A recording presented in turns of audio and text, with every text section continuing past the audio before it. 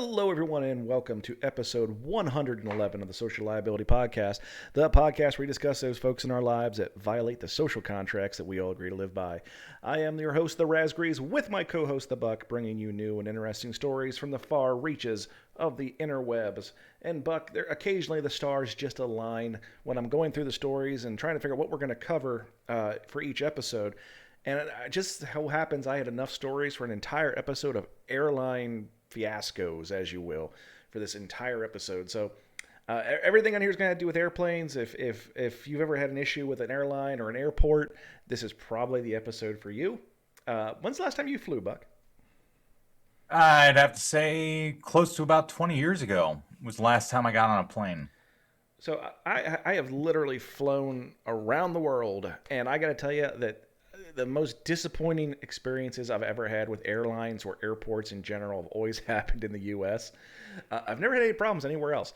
I had a really rough landing in China once, and that scared the bejesus out of you. But I'll tell you, at least the staff was nice. You know, that's more than can be said a lot of times in the U.S. But we also have an issue not just with staff, but with passengers. Passengers acting like total jackasses, and we got a little bit of everything in this episode, Buck. So let's get right into it for the episode. A story from CNN.com.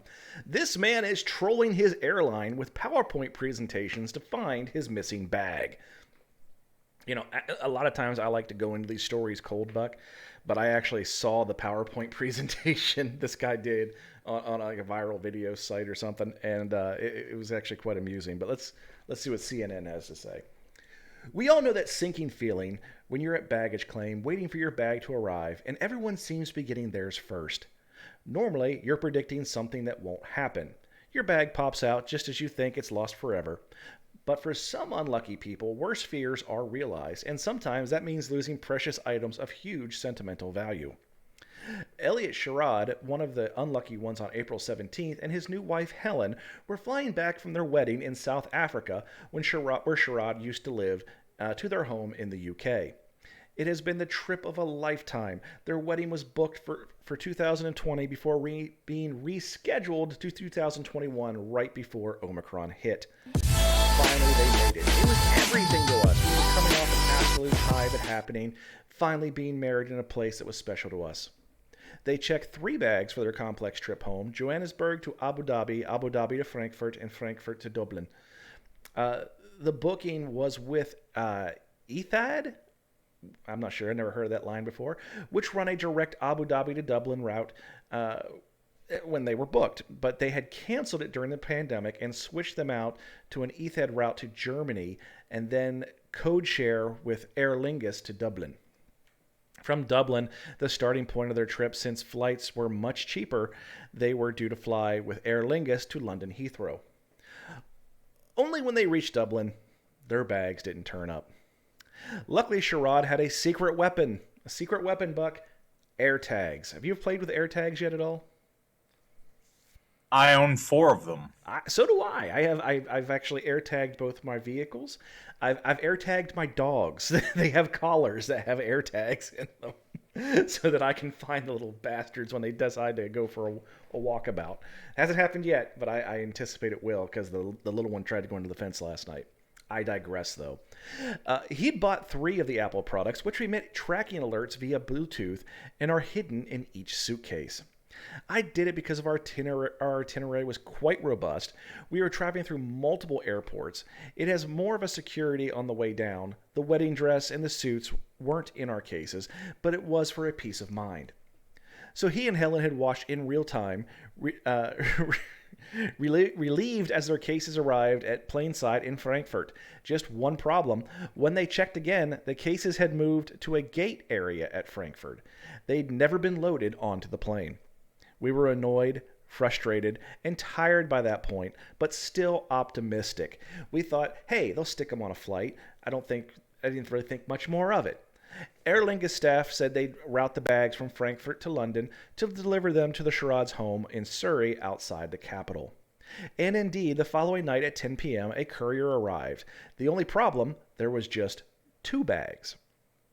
The third, Helen's suitcase, containing wedding cards, handwritten notes from the lodge they stayed at, the order of service, and itineraries they had made for their guests, was according to its AirTag at a random address in Pimlico in central London. Repeated calls, emails, and DMs to Aer Lingus and its designated carrier service, Eagle Aviation, had drawn blanks. Sherrod said that Aer Lingus had told him at different points the case had been identified in its new location, brought to the Sherrod's home, only to find that they're not there, and it had fallen off the system completely. Meanwhile, Eagle Aviation has not responded to messages via its contact form or answered the phone. So after a response from Aer Lingus CEO Lynn Embleton's office that told him that their baggage team was looking into it, he decided a new approach, recording videos addressing the airline and posting them on social media. I like this guy.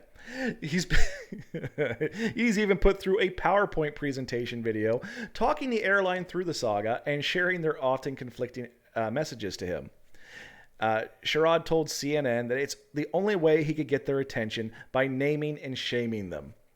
But his saga, which comes during a period of baggage chaos at UK airports, which airlines blame on understaffing, shows that customers tracking their own luggage may be a sign of things to come. Apple's AirTags, which launched in April of 2021, cost $29, with a pack of 4 coming in at $99. They're as small enough to hide in a suitcase, and in Sherrod's is in a sock, apparently.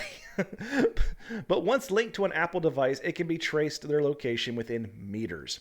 In loss mode, it emits signals that are picked up by any Apple product in the vicinity and passes back to the owner, meaning that an iPhone user walking past Sherrod's bag will inadvertently help alert him to its location. That's how he knows that on April 21st, 4 days after the case went missing, it made 2 journeys. Both within a couple of blocks of its Pimlico location. Since then, it has not moved. Helen's gutted, he said. It's her bag, her clothes, and she's been very uneasy feeling about where her property is. The couple now believe it has been stolen and has been reported to the police. Sherrod, a AV geek, isn't the first frequent flyer to use AirTags to try and reconnect with his bags. AV Geek influencer Paul Lucas tweeted the saga of his lost bag on the TAP flight from Lisbon to Madrid. He was also able to track its journey around Lisbon airport before finally returning with it in Spain. That doesn't make any sense. It's what it says, but it doesn't make sense. CNN's sister website Uncensored called AirTags the ultimate travel companion last month. They have also recommended Chipolo and Tile trackers. Neither Aer Lingus nor Eagle Aviation responded to requests for comment. Go on. I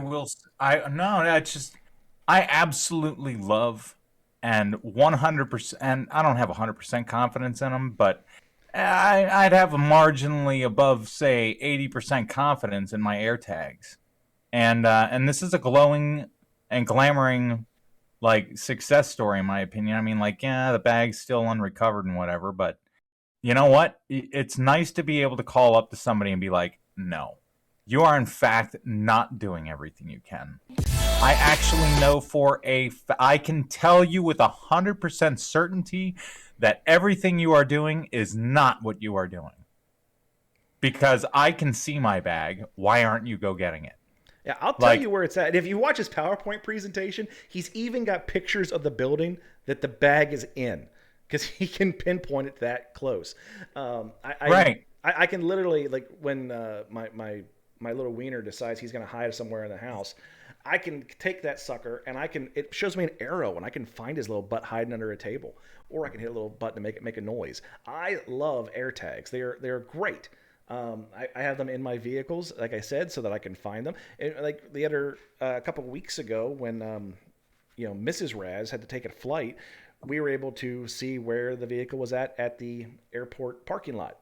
They're great devices and they're cheap. That's the best thing. They're so cheap. But using them, because up until this point, you were at the mercy of the airline saying that, oh no, well, we don't know, we never got that bag, or oh no, that bag was delivered to your house, and it's like, no, I can prove that it was an asshole. This is a game changer for this kind of thing. It really is. I have some flights coming up in a couple of months, and I'm seriously considering ordering some new AirTags right now. I don't blame you, man. And it's not. Oh, well, it's an invasion. Blah blah. I've heard people say that. Oh, well, first off, you explain to me one thing right now. How is tracking my own personal property an invasion of shit to anyone? It would be an invasion to a thief who stole it. Yeah, I'm really okay with that. Yeah, I really am Like, too. And here's the whole thing with air tags that people are for, because everyone's going, oh, they're using them to stalk people. Bullshit. They're not. And I'll tell you why they're not. Because if an air tag does not belong to you, and they're about the size of a quarter, a little bit thick, about as thick as 4 quarters, but it's about as big around as a quarter. So they're not big, but they're not tiny either.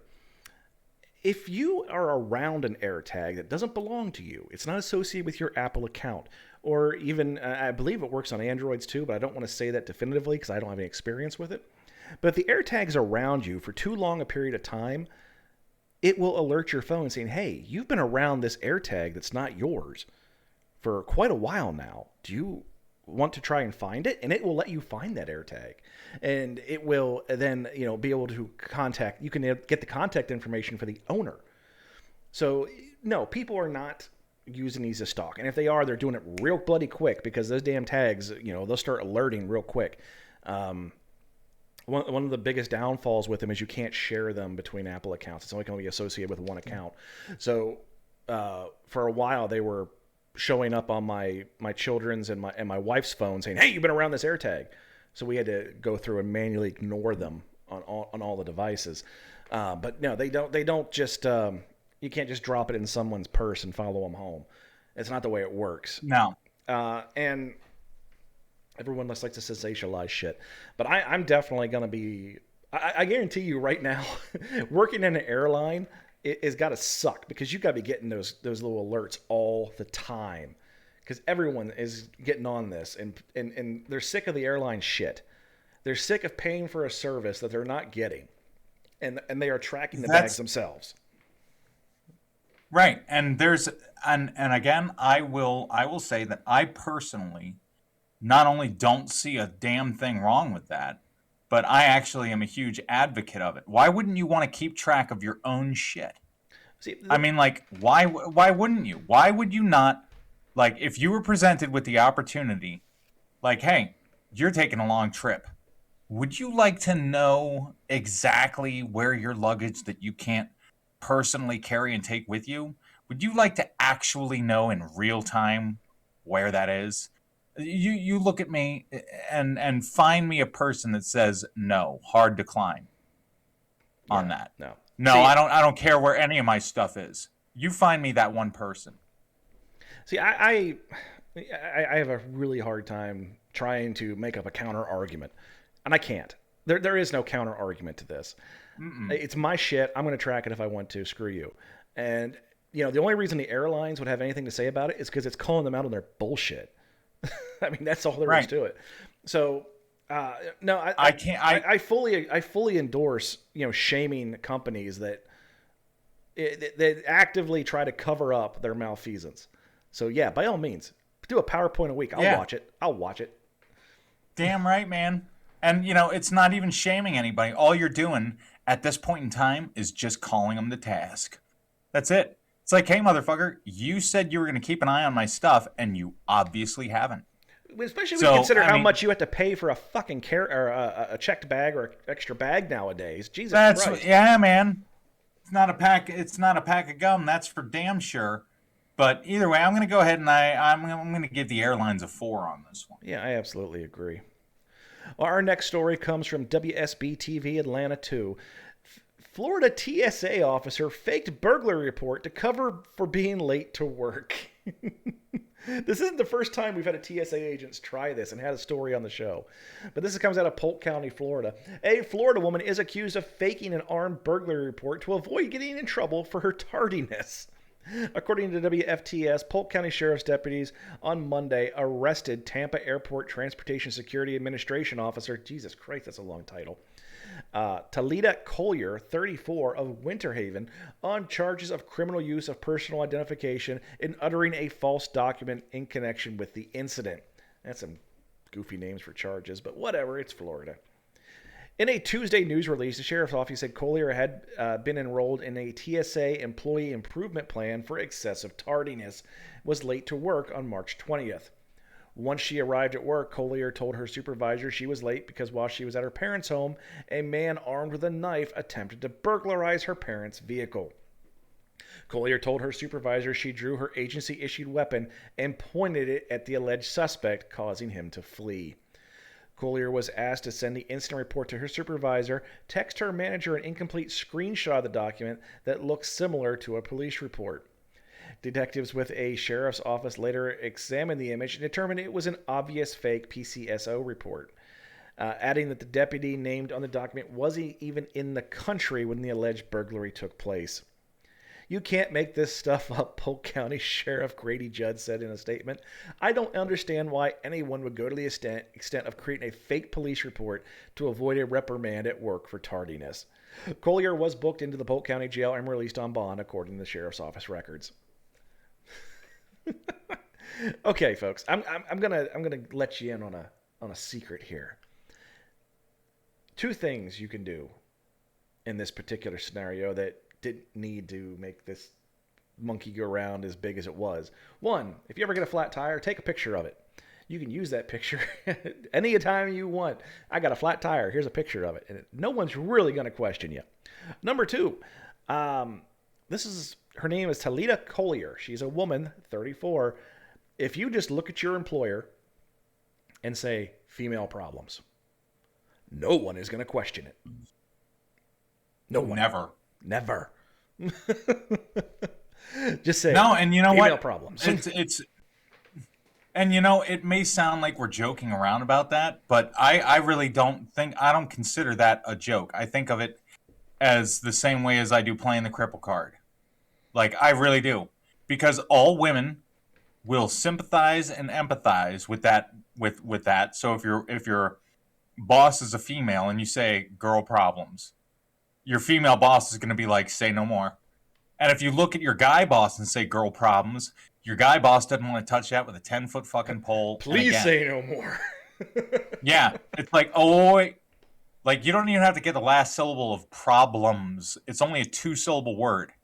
But if you start off with girl you get that far, your male boss is going to be like, nah. Yep.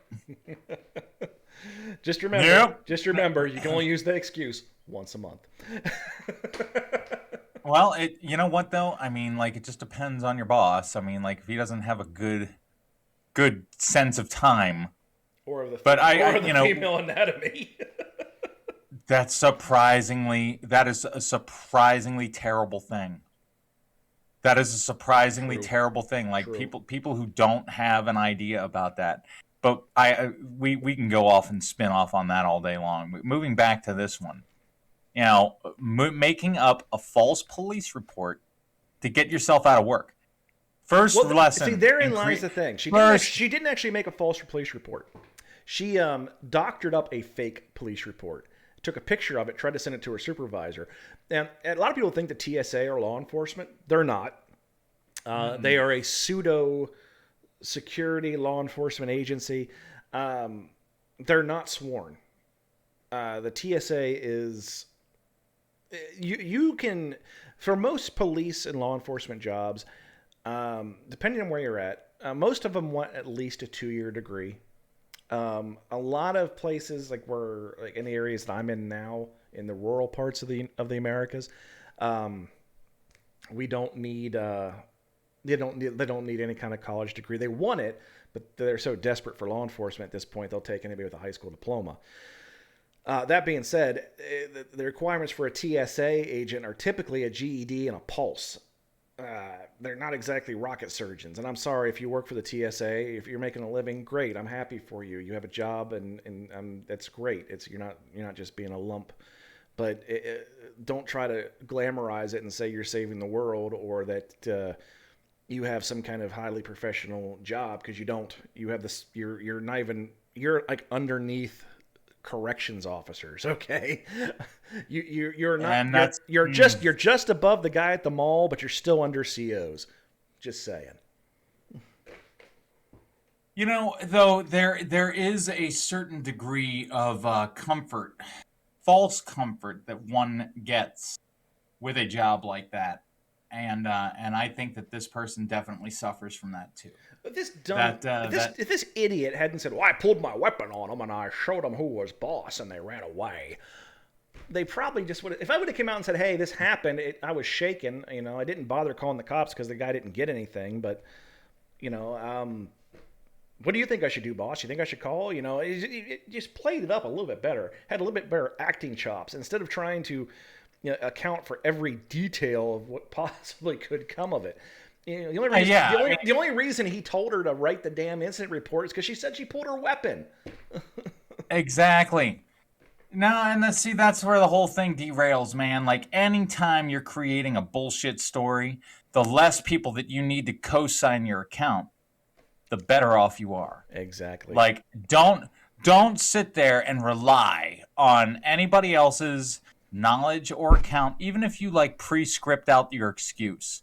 If you have to involve another person, like, your excuses, like Raz said, they should be like a flat tire, girl problems. Those are all things that are unilateral to you. No one can question it. But telling the harrowing tale of how you fended off a burglar with your service issued firearm, that now you know your boss is legally obligated to make you file a report because your dumbass admitted to skinning that smoke wagon while you were off the clock. Like, you took a weapon that was given to you for only to be used for one fucking purpose and one purpose only, to do your job. And now you want to make yourself a hero by saying, "Oh, no. I was almost robbed, but thanks to my trusty firearm here." Of course your boss is going to be like, "Whoa, hey man, lady, great job. Great job. Golf clap for fending off any personal bodily injury." However, there is the one little issue of you, like, really, really egregiously breaking the law by pulling out that firearm, and now we're going to need you to bring ink. We're going to have to get you to bring ink and paper into this. So why don't you just go ahead and jot that whole story down for me? And Like, that no, and, no, and and that's when she knew she fucked up. you're damn right, man. And there's a part of me that feels kind of sorry for this, not for the fact that she didn't get away with it, but more so I feel bad for the fact that your life sucks that much that you have to make that kind of an excuse to get out of work. And I don't really get it per se. I just it falls a little short of my rationale, and it's kind of unnecessary if you ask me. I'd have to give this woman a 3 Yeah, if I were to. considering that there's talk of a firearm involved, that usually goes up, but there wasn't actually. I wouldn't think. So no bullshit. We'll give her a 3.